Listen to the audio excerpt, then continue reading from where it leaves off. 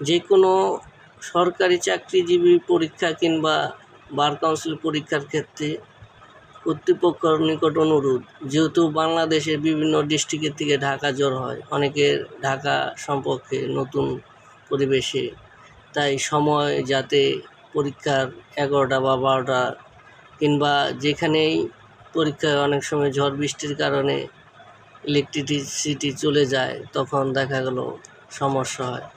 আর এইভাবে কেন্দ্র নির্ধারণ করা উচিত যাতে ট্রান্সপোর্ট ব্যবস্থা সাধারণ।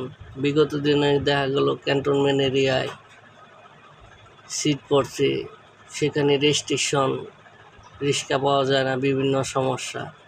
তাই বিষয়টা মাথায় রেখে সরকারের ভাবা উচিত, কারণ বিভিন্ন ডিস্ট্রিক্টে অনেকে প্রস্তুতি ভালো, মানসিক চাপ সমস্যা হলে পরীক্ষা দেখা গেল খারাপ হয়।